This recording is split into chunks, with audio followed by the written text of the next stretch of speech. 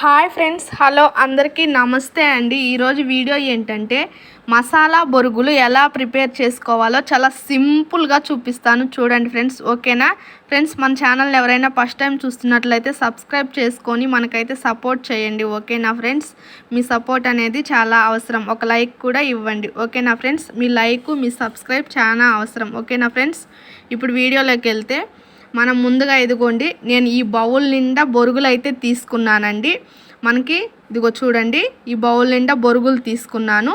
ఈ బొరుగులు తీసుకున్న తర్వాత ఇప్పుడు చూడండి, దీంట్లోకి వేసేది ఏమేంటి అంటే ఒక 1/2 టీ స్పూన్ పసుపు, ఒక 1/2 టీ స్పూన్ కారం, ఒక 1/2 టీ స్పూన్ ధనియాల పౌడర్. ఈ 3 కూడా నేను తీసుకున్నాను, ఓకేనా? అదేవిధంగా ఒక 2-3 కరివేపాకు రెమ్మలు, 1.5 స్పూన్ వచ్చేసి ఆయిల్ తీసుకున్నానండి. 1.5 స్పూన్ కంటే ఎక్కువ పట్టదు, ఓకేనా? ఇదిగోండి, ఇది వచ్చేసి ఒక టీ గ్లాస్ తోటి ఒక 1/2 గ్లాస్ తీసుకున్నాను తినే శనగపప్పు, ఓకేనా ఫ్రెండ్స్? అదేవిధంగా 1 స్పూన్ పసుపు. ఇదిగోండి, ఈ టీ గ్లాస్ తోటి 1 గ్లాస్ వేరుశనగపప్పు తీసుకున్నాను. 1 గ్లాస్ వేరుశనగపప్పు తీసుకుంటే 1/2 గ్లాస్ వచ్చేసి తినే శనగపప్పు అనేది మనం తీసుకోవాలి, ఓకేనా? ఇప్పుడు ఇవన్నీ ముందుగా తీసుకొని పెట్టుకున్న తర్వాత ఇప్పుడు మనం ఏం చేయాలంటే ఇదిగోండి చూపిస్తాను చూడండి. స్టవ్ ఆన్ చేసుకొని కడాయి పెట్టుకొని, కడాయి బాగా వేడెక్కిన తర్వాత మనం తీసుకున్న ఆయిల్ అనేది పోయాలి, ఓకేనా? ఆయిల్ పోసిన తర్వాత ఆయిల్ కూడా బాగా వేడెక్కనిచ్చి మనం వేరుశనగపప్పు తీసుకున్నాం కదండి, వేరుశనగపప్పు అనేది ముందు వేయించుకోవాలి. ఇదిగో చూడండి, ఇక్కడ నేను వేయిస్తున్నాను. వేరుశనగపప్పు ముందు మనం వేయించుకోవాలి. వేరుశనగపప్పు మాడకుండా జాగ్రత్తగా వేయించుకోండి, ఓకేనా? ఇదిగోండి, ఇక్కడ కలర్ చేంజ్ అయింది చూసారా? ఇంతకు ముందు కంటే ఈ విధంగా మనకి వేరుశనగపప్పు అనేది వేగాలి. సో ఇక్కడ వేగిపోయింది, నేను తీసి పక్కన ప్లేట్లో పెట్టుకుంటున్నాను, ఓకేనా? ఈ విధంగా వేయించుకున్న తర్వాత అన్నీ తీసి పక్కన పెట్టుకోండి. అదేవిధంగా ఇదిగో మనం 1/2 గ్లాసు ఇదిగోండి తినే శనగపప్పు తీసుకున్నాం కదా, ఇవి ఎక్కువ వేగనివ్వగాకండి, మాడిపోతుంది. మనం ఆయిల్లో వేస్తే ఆ ఆయిల్ వేడికే ఇది బాగా డ్రై అయిపోతుంది అనమాట. అందుకనేసి ఇదిగో చూడండి, ఈ విధంగా వేస్తే చాలు, ఇంక తీసేస్తున్నానండి.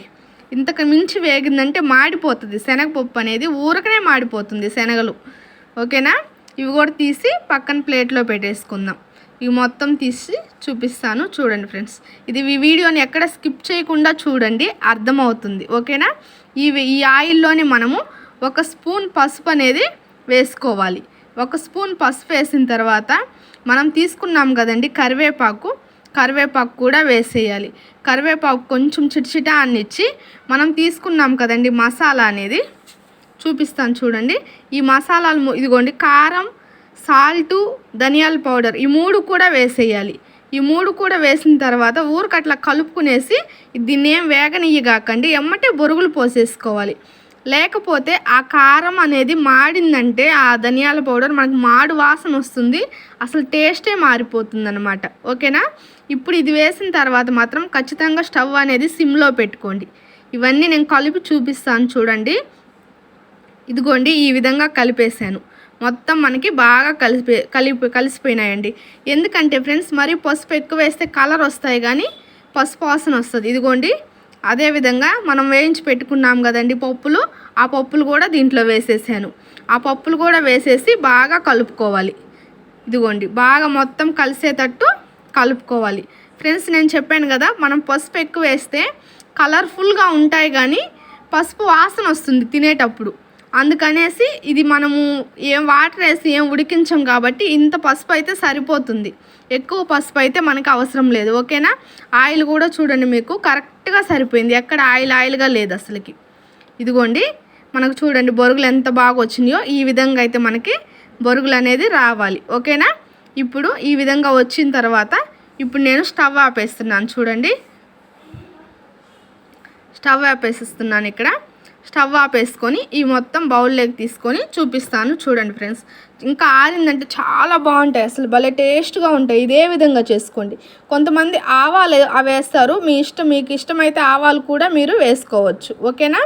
నేను ఇక్కడ ఆవాలు వేయట్లేదు, వెల్లుల్లిపాయ వేయట్లేదు, పిల్లలు తింటారు కదా అనేసి, పిల్లలు కొంచెం విసుక్కుంటారని వెల్లుల్లిపాయ ఆవాలు 2 అయితే వేయట్లేదు. మీకు ఇష్టమైతే వేసుకోవచ్చు, తాలింపులోనే వేసి చేసుకోవచ్చు అనమాట. కానీ ఈ విధంగా చేస్తే మనకు షాప్లో కొన్న విధంగానే ఉంటాయి. అందుకని నేను ఎప్పుడైనా సరే ఇదే విధంగా చేస్తాను.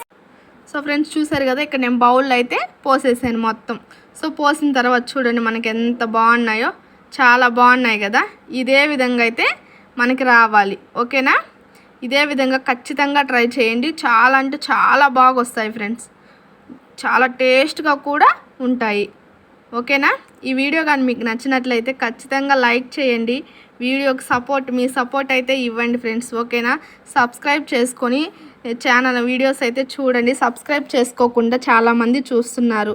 ఇంకా మీకు ఎలా వచ్చింది ఏందనేది ప్రిపేర్ చేసిన తర్వాతే కామెంట్ సెక్షన్లో కామెంట్ కూడా చేయండి. ఓకేనా ఫ్రెండ్స్? వాయిస్ ఓవర్ ఇచ్చేటప్పుడు మాటలు అనేది కొంచెం మిస్ అయినట్లు అలా వస్తాయి, కొంచెం అర్థం చేసుకోండి. ఓకేనా? మనం కంటిన్యూగా మాట్లాడాలి అంటే కుదరదు కదా, కొంచెం అట్లాగా మా వాయిస్ అనేది మారుతూ ఉంటుంది. ఏమైనా తప్పులు ఉంటే అర్థం చేసుకొని క్షమిస్తారనుకుంటున్నాను. ఓకేనా ఫ్రెండ్స్? ఈ వీడియోనైతే ఇంతటితో ఎంజాయ్ చేస్తున్నాను. ఓకేనా ఫ్రెండ్స్? ఖచ్చితంగా సబ్స్క్రైబ్ చేసుకొని అయితే చూడండి. ఓకేనా? చాలామంది సబ్స్క్రైబ్ చేసుకోకుండా చూస్తున్నారు ఫ్రెండ్స్. సబ్స్క్రైబ్ చేసుకొని చూడండి. ఇంతకు ముందు ఉన్న వీడియోస్ కూడా చూడండి ఒకసారి. ఓకేనా? ఖచ్చితంగా చాలా బాగున్నాయి వంటలన్నీ. ఖచ్చితంగా చూసి వీడియోకి అయితే ఒక లైక్ అయితే ఇవ్వండి. ఓకేనా ఫ్రెండ్స్? ఖచ్చితంగా సబ్స్క్రైబ్ చేసుకుంటారని అయితే నేను అనుకుంటున్నాను. ఓకేనా? ఖచ్చితంగా సబ్స్క్రైబ్ చేసుకొని చూడండి. ఈ వీడియోని ఇంతటితో ఎంజాయ్ చేస్తున్నాను. ఓకేనా? Bye friends. Thank you friends, thank you for watching. ఇంతసేపు చూసి మాకు వీడియోకి ఒక లైక్ ఇచ్చినందుకు.